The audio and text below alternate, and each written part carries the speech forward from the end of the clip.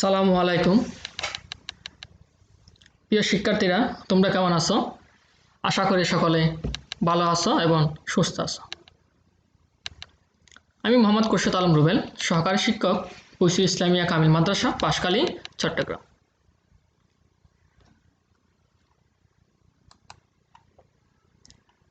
আজকে আমি তোমাদের সামনে নবম দশম শ্রেণীর কৃষি শিক্ষা বিষয়ে আমার বিগত অনলাইন ক্লাসের অবশিষ্ট অংশটুকু নিয়ে উপস্থিত হয়েছি।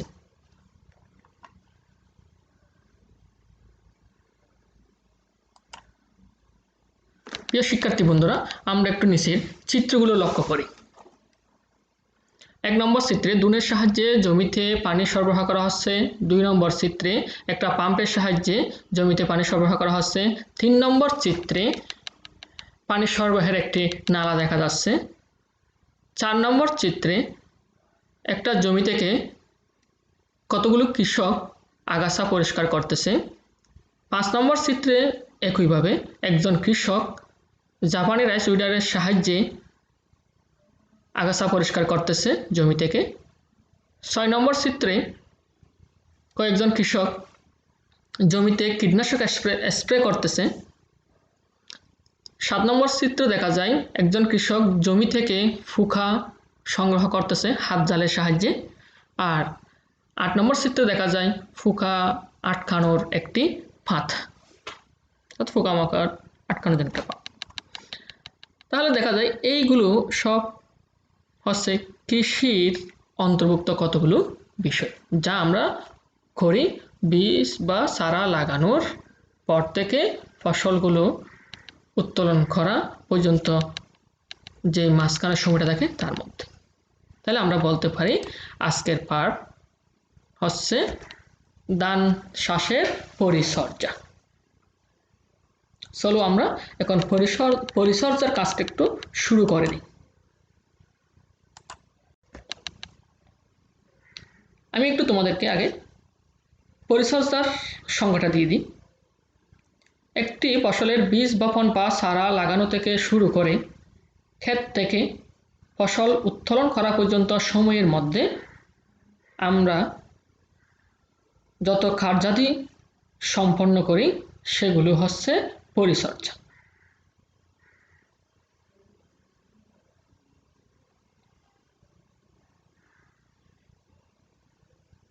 কেননা পরিচর্যা ছাড়া ফসলের কাঙ্ক্ষিত উৎপাদন সম্ভব নয়। যেমন আমরা পূর্ববর্তী পাঠে ফসলের বিভিন্ন আধুনিক বা উন্নত জাত সম্পর্কে আলোচনা করছি। আমরা যতই উন্নত জাত বা আধুনিক জাত ব্যবহার করি না কেন, যদি সঠিক পরিচর্যা করা না হয় তাহলে কখনো আমি আমার কাঙ্ক্ষিত ফলন পাবো না।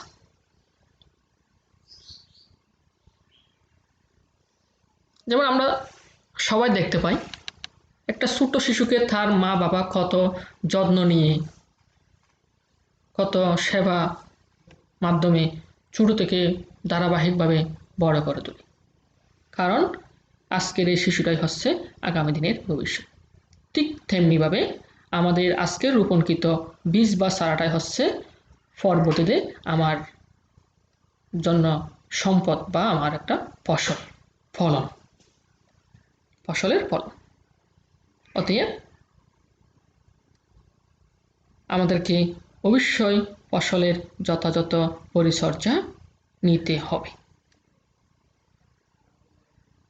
এই পরিচর্যার অন্তর্ভুক্ত বিষয়গুলো আমরা একটু এখন দেখি। 1 নম্বর, সেচ, অর্থাৎ জমিতে পানি সরবরাহ করা। জমিতে 5 থেকে 7 সেন্টিমিটারের নিচে পানি থাকলে সেচের ব্যবস্থা করতে হয়। 2, আগাছা দমন। আগাছা হচ্ছে ফসলের অন্যতম একটা প্রধান শত্রু, কারণ আগাছা সবসময় আমার কাঙ্ক্ষিত ফসলের সাথে খাদ্যের জন্য প্রতিযোগিতা করে।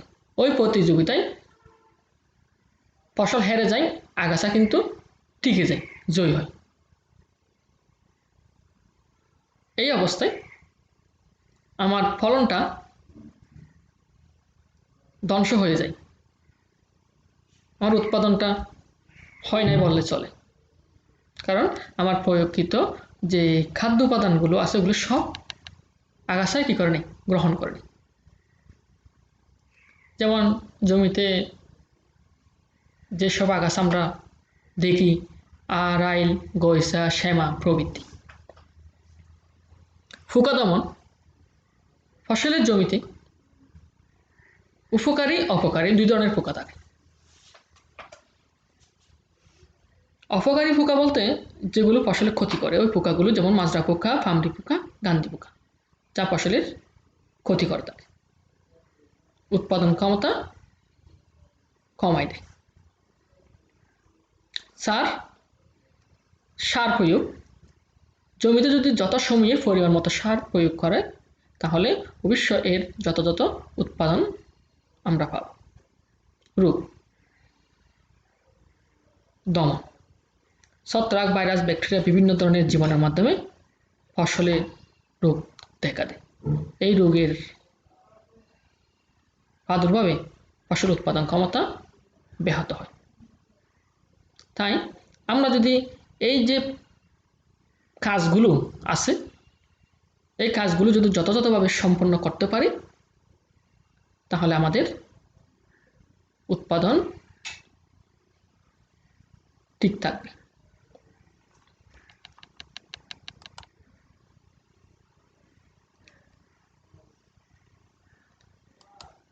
তাহলে আজকে আমাদের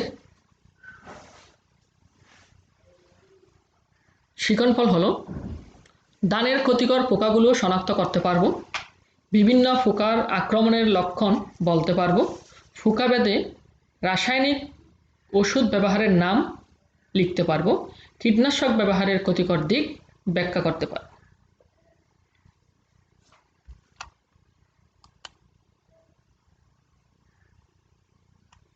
চিত্রের পোকাগুলো একটু দেখি ক্রমানুসারে। সবুজ পাতাপড়ি, মাজরা পোকা, বাদামি গাছপড়ি,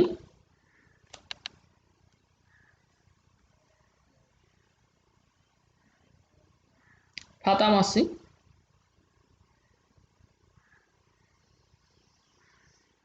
পামরি পোকা, গলমাছি।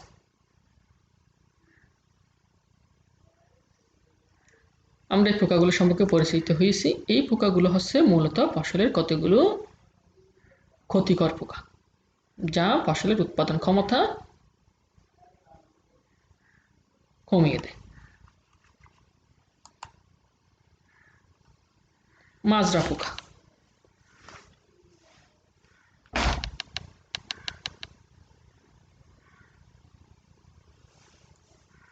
মাজরা পোকার ক্ষতিকর লক্ষণগুলো নিয়ে আমরা এখন আলোচনা করব।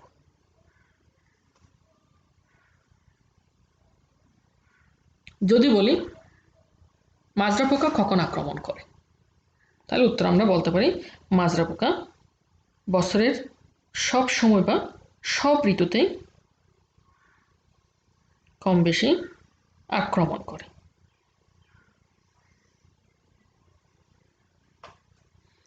এই মাজরা পোকা আক্রমণের লক্ষণগুলো আমরা একটু দেখে নিই।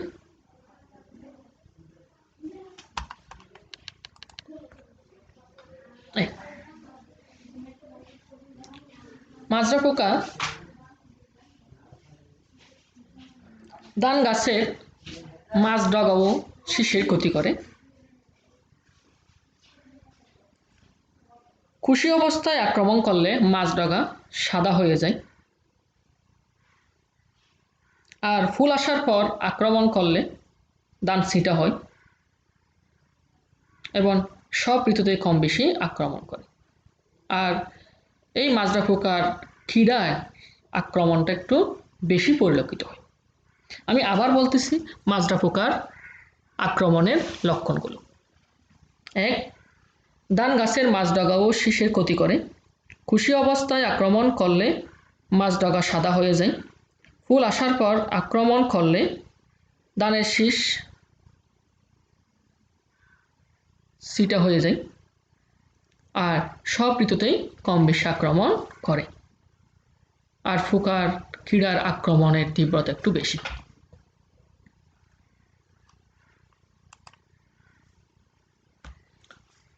2 নম্বরে ফামরি পোকার কথা বলা হয়েছে। ফামরি পোকা মূলত গাছের সবুজ অংশ থেকে রস খায়।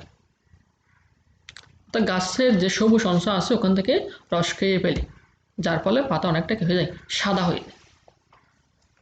তাহলে আমরা এখন এই ফামরি পোকার লক্ষণগুলো একটু জানি নিই। 1. ফামরি পোকা পাতার সবুজ অংশ খায়। 2. ফামরি পোকার কীড়া পাতার ভেতরে সবুজ অংশ খেয়ে ছিদ্র করে দেয়। 3. পূর্ণবয়স্ক ফামরি পোকা পাতার সবুজ অংশ কুড়ে কুড়ে খায় বলে পাতা সাদা হয়ে যায়।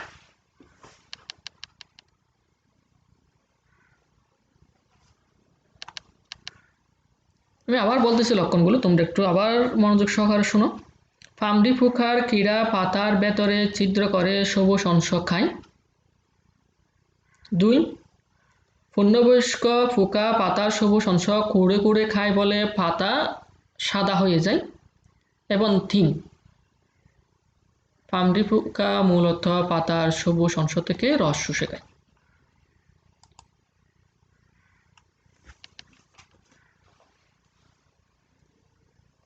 গলমাছি।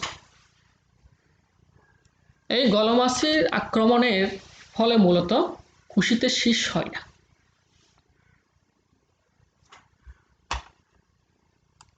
তাহলে লক্ষণগুলো আমরা একটু দেখে নিই।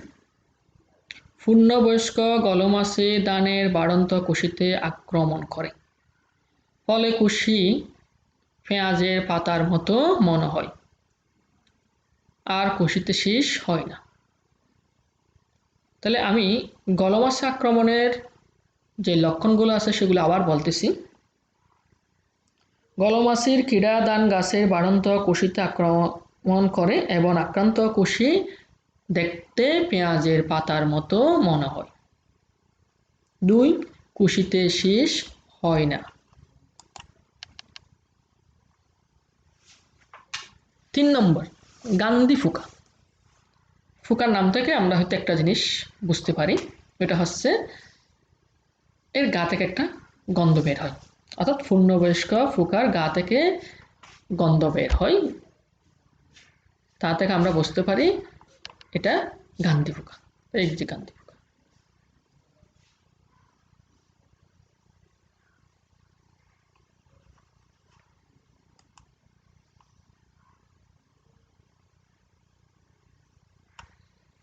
তাহলে গান্ধী পোকার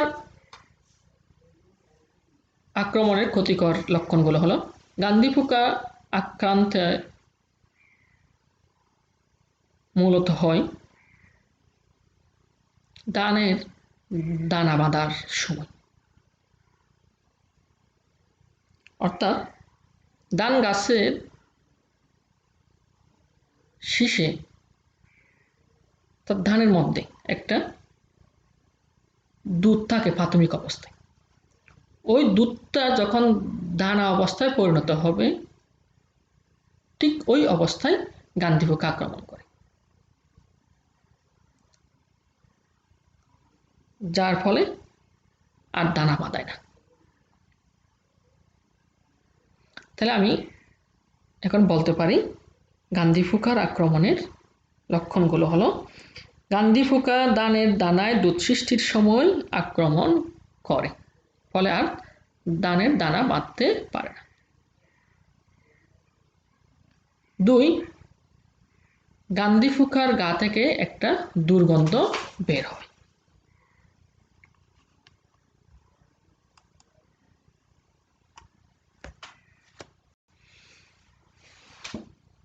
বাদামি গাছ পড়ে।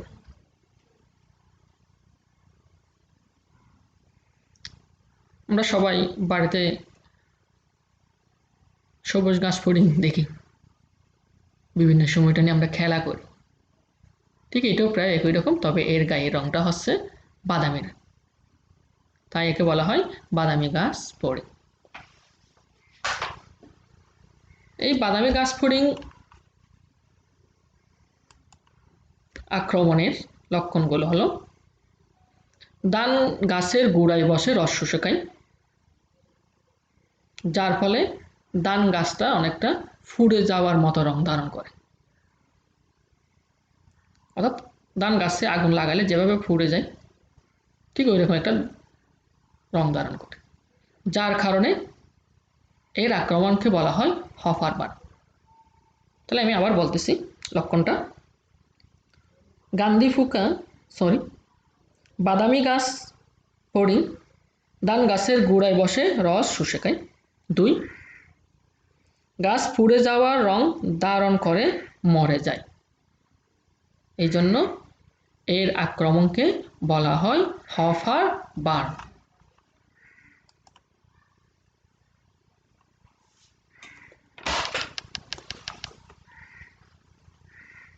প্রত্যেক আমরা নিজ নিজ খাতায় পামরি পোকা, গান্ধী পোকা, মাজরা পোকা, বাদামি গাছ ফড়িং, গলমাছির আক্রমণের একটি একটি লক্ষণ লিখে রাখি।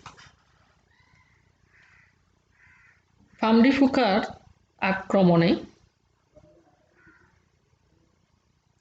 পাতা সাদা হয়ে যায়। গান্ধী পোকা আক্রমণে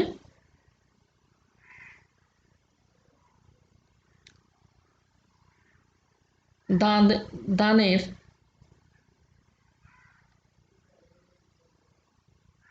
দানায় দুধ সৃষ্টিতে, আবার বলতেছি, গান্ধী পোকা ধানের দানায় দুধ সৃষ্টির সময় আক্রমণ করে। মাজরা পোকা ধান গাছের মাঝ ডগা ও শিশির ক্ষতি করে। বাদামি গাছ ফড়িং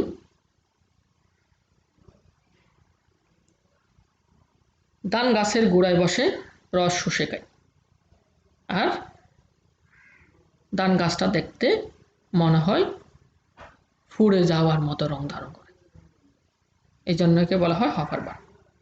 এবং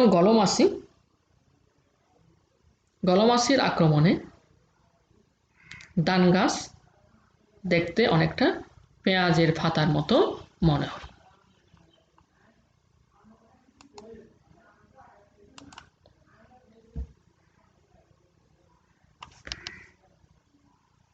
এখন আমরা এই যে ক্ষতিকর পোকাগুলো ফসলে আক্রমণ করে এদের থেকে রক্ষার বা প্রতিকারের জন্য কি ব্যবস্থা নিতে পারি সেগুলো একটু দেখে নিই। যখন ক্ষতির পরিমাণটা খুব বেশি হয়ে যায়, অর্থাৎ অর্থনৈতিক ক্ষতির দ্বার প্রান্তে গেলে আমরা জমিতে কীটনাশক ব্যবহার করে থাকি। তার আগ পর্যন্ত কিন্তু কীটনাশক ব্যবহার করাটা উচিত নয়। এই ব্যবহারকৃত কীটনাশকগুলো সাধারণত আমরা দেখতে পাই ক্লোরোপাইরিফস 50, ম্যালাথিয়ন 57, ফেনট্রিথিয়ন 57, ডায়াজিনন 60 ইত্যাদি।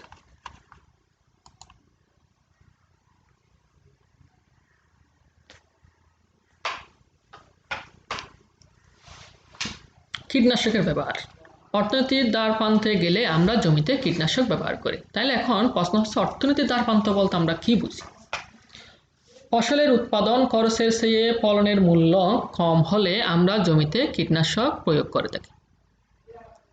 এটিকে অর্থনৈতিক ক্ষতির দ্বারপ্রান্ত হিসেবে অভিহিত করা হয়। আমি আবার বলতেছি, ফসলের উৎপাদন খরচের চেয়ে ফলনের মূল্য কম হলে আমরা জমিতে কীটনাশক প্রয়োগ করে থাকি। এটিকে অর্থনৈতিক ক্ষতির দ্বারপ্রান্ত হিসেবে অভিহিত করা হয়। এমত অবস্থায় আমরা গান্ধী পোকা, ফামরি পোকা, মাজরা পোকা, গলমাছি, এই যে ক্ষতিকর পোকাগুলো ফসলের ক্ষতি করে, তাদের দমনের জন্য যে অনুমোদিত কীটনাশকগুলো আছে সেগুলো হচ্ছে ১ ম্যালাথিয়ন ৫৭, ২ ডায়াজিনন ৬০। ঠিক একইভাবে ছাত্রা পোকা, চুঙ্গি পোকা, পাতা মুড়ানো পোকা,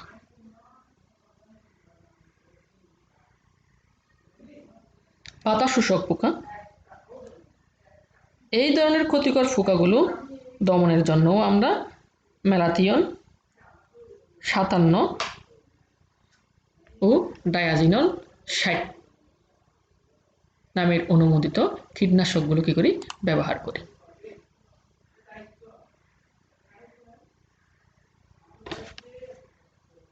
তাহলে আবার দেখি,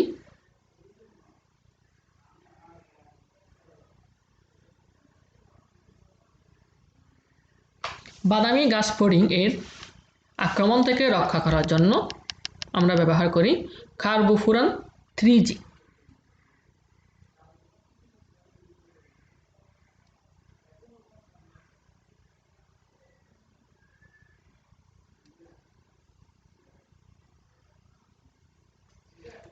আবার এই বাদামি গাছ ফড়িং এর আক্রমণ থেকে রক্ষা করার জন্য ডায়াজিনন 14 ও কি করা যায়, ব্যবহার করা যায়। আর শীষ কাটা লেদা পোকার আক্রমণ থেকে ফসলকে রক্ষার জন্য বেফুনা 100 ব্যবহার করতে পারে।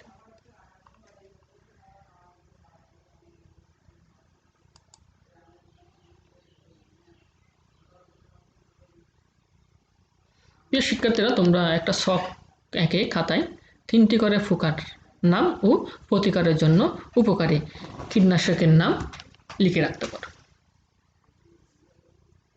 আমরা বলতে পারি, তোমরা একটু কিন্তু খাতায় নোটটা লিখে রাখো, আমি বলতেছি। গান্ধী পোকা এর আক্রমণের জন্য ম্যালাথিয়ন ৫৭ ও ডায়াজিনন ৬০ কীটনাশক ব্যবহার করা যায়। বাদামি গাছ ফড়িং এর প্রতিকারের জন্য কার্বোফুরান 3G বা 3G অথবা ডায়াজিনন 14 ব্যবহার করা যায়। এবং শীষ কাটা লেদা পোকা দমনের জন্য বেফুনা 100 বা 100 ব্যবহার করা যায়।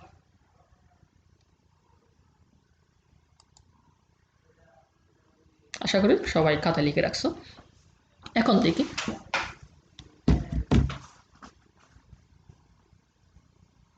আইপিএম। আইপিএম হচ্ছে একটি পোকা দমন ব্যবস্থাপনা। অর্থাৎ আইপিএম এর পূর্ণ রূপটা আমি বলে দিই আগে। Integrated pre pest and management. অর্থাৎ ইন্টিগ্রেটেড পেস্ট ম্যানেজমেন্ট হচ্ছে আইপিএম এর পূর্ণরূপ, যেটাকে বাংলায় বলা হয় সমন্বিত বালাই ব্যবস্থাপনা। এই সমন্বিত বালাই ব্যবস্থাপনাটা আমরা গ্রহণ করি মূলত ফসলে রাসায়নিক উপাদান বা রাসায়নিক কীটনাশক এর ব্যবহার সীমিত রাখার জন্য। কারণ রাসায়নিক কীটনাশকটা পরিবেশের জন্য, ফসলের জন্য, সর্বোপরি আমাদের জন্য কি ক্ষতিকর।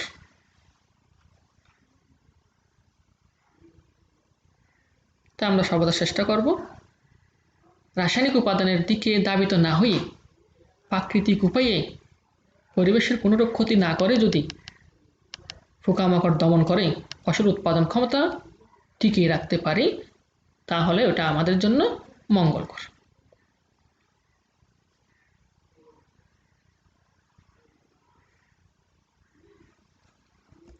সমন্বিত বালাই ব্যবস্থাপনার সংজ্ঞাটা আমি একটু বলে দিচ্ছি।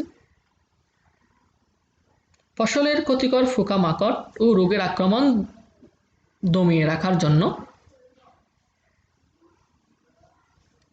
প্রাকৃতিক পরিবেশের কোনো প্রকার ক্ষতি না করে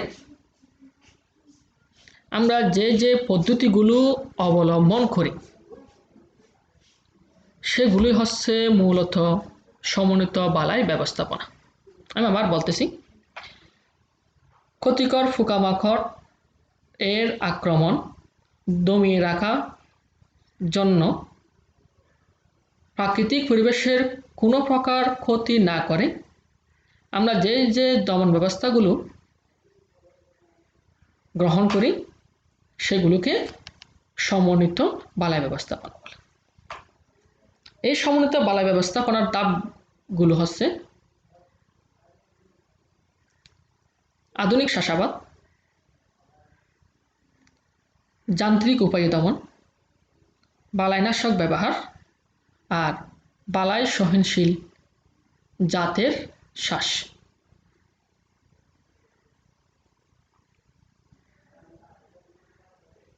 জৈবিক দমন। জৈবিক দমন বলতে মূলত বোঝায় উপকারী পোকামাকড় ও প্রাণী সংরক্ষণ করা।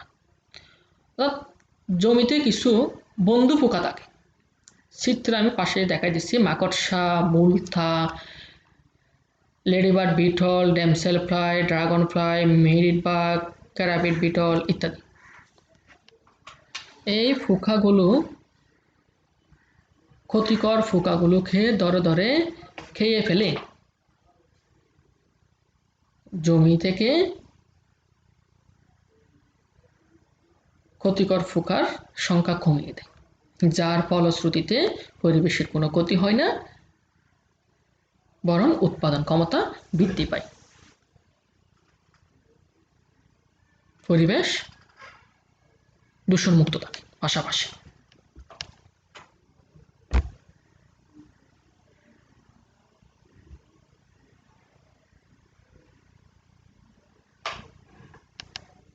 তারপরে আধুনিক চাষাবাদ পদ্ধতি।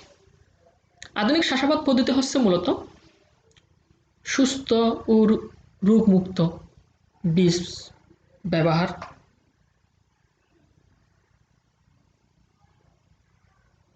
সুষমভাবে সার প্রয়োগ, আগাছা বাছাই, সঠিক ব্যবস্থাপনায় পানি সরবরাহ করা, সারিতে বা লাইনে চারা লাগানো।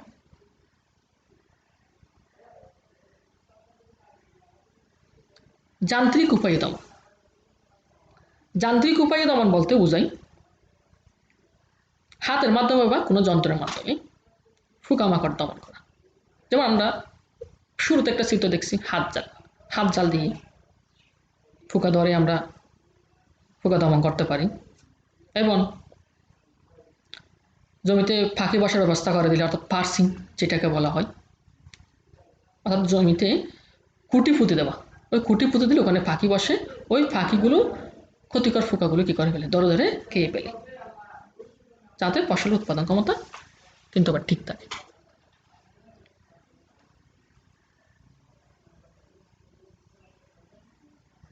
আলুর ফাঁদ পেতে তো আমরা বাসায় করি, বিভিন্ন পোকামাকড় ধরার জন্য ল্যাম্পের নিচে কেরোসিন মিশ্রিত বা সাবানের পানি মিশ্রিত একটা বালতিতে পানি নিয়ে রাখি, যাতে দেখা যায় যে কিছুক্ষণ পরে বিভিন্ন পোকামাকড় এসে ওখানে জমা হয়। এইভাবেও আমরা কী করতে পারি, পোকামাকড় দমন করতে পারি। তাই আমি যান্ত্রিক দমনের কৌশলগুলো আমি আবার বলতেছি। আক্রান্ত পাতার অগ্রভাগ কর্তন করে, পোকার ডিম নষ্ট করে, হাত জালের সাহায্যে পোকামাকড় ধরে, ফাঁকি বসার জন্য ডাল পুঁতে দেয় অথবা যেটাকে আমরা বলি পার্সিং করে। তারপরে পোকামাকড় দমনের বিভিন্ন ফাঁদ ব্যবহার, যেমন আলুর ফাঁদ ব্যবহার করে, আর ইঁদুর দমনের ফাঁদ ব্যবহার করে।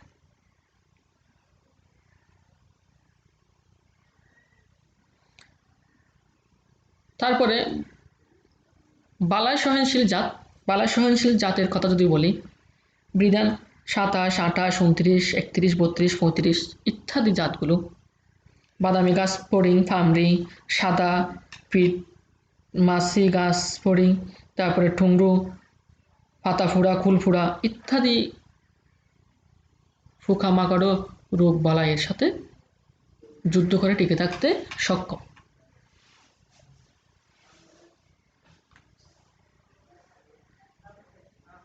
সর্বশেষ যে পদ্ধতি আমরা গ্রহণ করি ওইটা হচ্ছে বালাইনাশক ব্যবহার।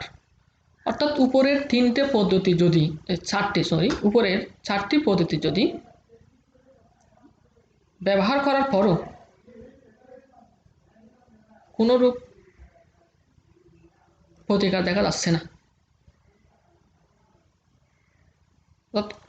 অর্থাৎ উপরের 4টি পদ্ধতি ব্যবহারের পরে যদি কোনো কাজ না হয়, তাহলে আমরা সর্বশেষ পদ্ধতি হিসেবে রাসায়নিক বালাইনাশকের কি করি ব্যবহার করি। যেমন বলছিলাম বেফুনা 100, ডায়াজিনন 14, ডায়াজিনন 60, ম্যালাথিয়ন 57, এই রাসায়নিক কীটনাশকগুলো আমরা ব্যবহার করি। তো আমরা চেষ্টা করব রাসায়নিক বালাইনাশক ব্যবহার কমিয়ে রাখার জন্য।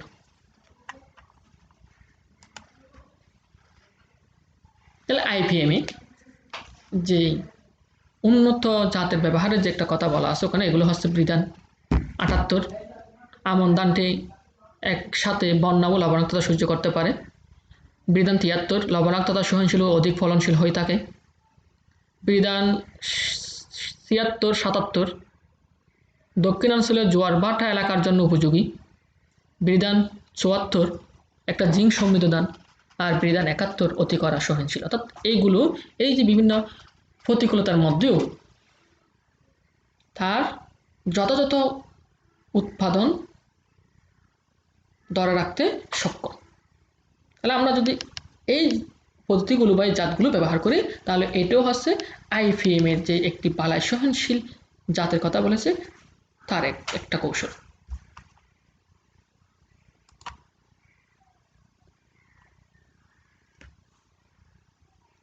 তাহলে আমরা আবার একটু আইপিএম এর ধাপগুলো জেনে নিই। আধুনিক চাষাবাদ পদ্ধতি, জৈবিক দমন, যান্ত্রিক দমন, বালাই সহনশীল জাতের ব্যবহার, বালাইনাশক ব্যবহার। আধুনিক চাষাবাদ পদ্ধতির একটা পদ্ধতি আমি বলে দিচ্ছি, সারিতে চারা লাগানো।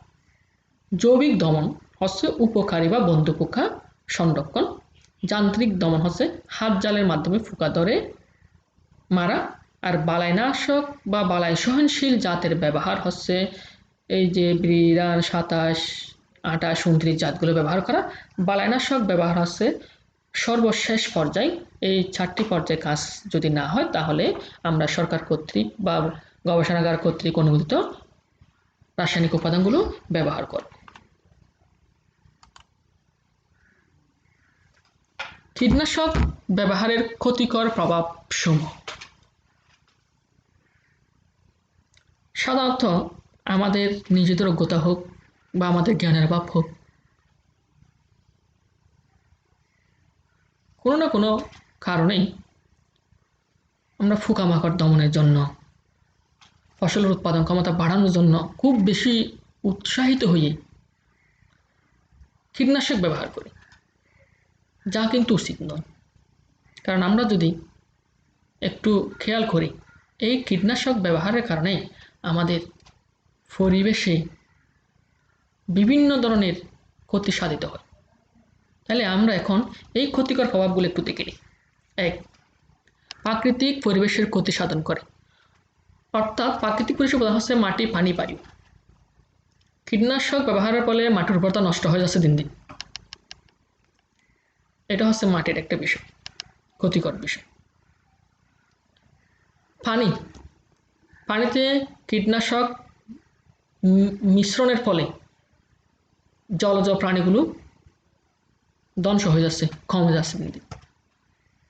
এবং বায়ু দূষিত হচ্ছে, বায়ুতে বিভিন্ন রাসায়নিক উপাদান সংমিশ্রণ হচ্ছে।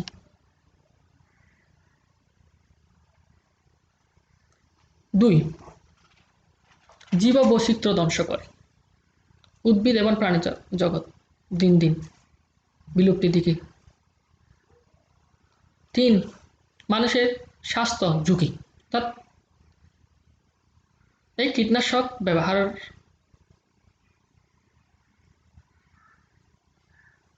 মানুষের ক্যান্সার রোগ হচ্ছে, অনেকের কিডনি নষ্ট হচ্ছে। খাদ্যে বিষক্রিয়া সৃষ্টি করে। যেমন আমরা যে কীটনাশকগুলো ব্যবহার করি এগুলো বিভিন্নভাবে আমাদের শরীরে প্রবেশ করে। তার একটা অন্যতম হচ্ছে খাদ্যে বিষক্রিয়া, অর্থাৎ আমাদের খাদ্যের সাথে এগুলো আমাদের শরীরে প্রবেশ করতেছে, যার ফলে দেখা যায় ওই যে মানুষের স্বাস্থ্য ঝুঁকির কথাটা বলছিলাম, ক্যান্সার হয়, কিডনি হয়, ফুসফুসে কত দেখা যায়। এমনকি গবেষণায় দেখা যাচ্ছে মায়ের বুকের দুধেও নাকি এই রাসায়নিক উপাদানটা পাওয়া যাচ্ছে। ফসলের উপকারী ও বন্ধু পোকা ধ্বংস করে দিচ্ছে দিন দিন। সর্বোপরি কৃষক আর্থিকভাবে ক্ষতিগ্রস্ত হচ্ছে। আমি ক্ষতির প্রভাবগুলো আবার বলতেছি। প্রাকৃতিক পরিবেশের ক্ষতি সাধন করে, জীববৈচিত্র্য ধ্বংস করে, মানুষের স্বাস্থ্য ঝুঁকির মধ্যে আছে, খাদ্যে বিষক্রিয়া সৃষ্টি করে, ফসলের উপকারী বা বন্ধু পোকা ধ্বংস করে, কৃষকের আর্থিক ক্ষতি সাধিত হয়।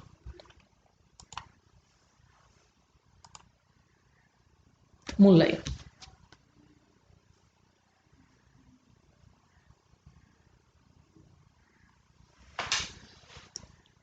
১ নম্বরে ধানের ক্ষতিকর দুটি পোকার নাম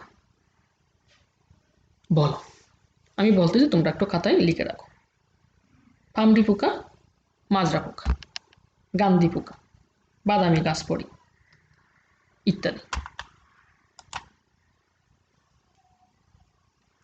মাজরা পোকা কোন ঋতুতে আক্রমণ করে? উত্তরে বলতে পারি, মাজরা পোকা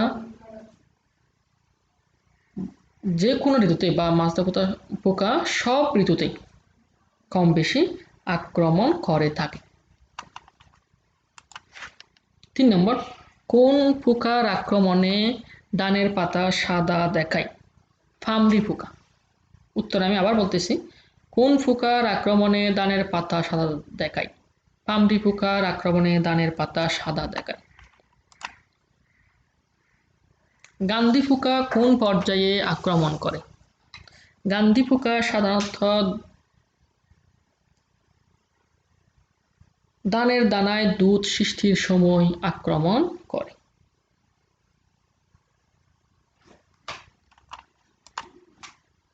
ম্যালাথিয়ন কোন কোন পোকা দমনে ব্যবহৃত হয়? ম্যালাথিয়ন গান্ধী পোকা, পামরি পোকা, মাজরা পোকা, ছাত্রা পোকা, চুঙ্গি পোকা ইত্যাদি দমনে ব্যবহৃত হয়। সর্বদাই কীটনাশকের ব্যবহার উচিত নয় কেন?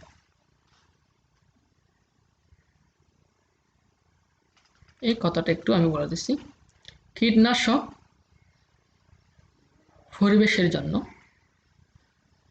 ফসলের জন্য এবং আমরা প্রাণীদের জন্যও ক্ষতিকর, কারণ এর মধ্যে যে একটি ক্ষতিকর রাসায়নিক উপাদান আছে তা আমাদের বিভিন্নভাবে ক্ষতি করে। যেমন বলতে পারি, মাটির উর্বরতা নষ্ট হয়ে যায়, বায়ু দূষণ হয়, পানি দূষণ হয়, মানুষের শরীরে বিভিন্ন রোগের সৃষ্টি করে এবং দেখা যায় যে ফসলে কীটনাশক ব্যবহার করতে করতে এক পর্যায়ে গিয়ে ওই ক্ষতিকর পোকামাকড়গুলিও ওই পরিবেশের মধ্যে টিকে থাকার একটা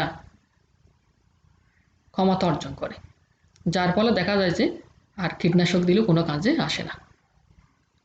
তাই আমরা কীটনাশকের প্রতি বেশি ধাবিত না হয়ে সমন্বিত বালাই ব্যবস্থাপনার প্রতি কী হব, ধাবিত হব, যাতে নিজেকে এবং আমাদের পরিবেশকে নিরাপদ রাখতে আমরা কী হব, সক্ষম হব।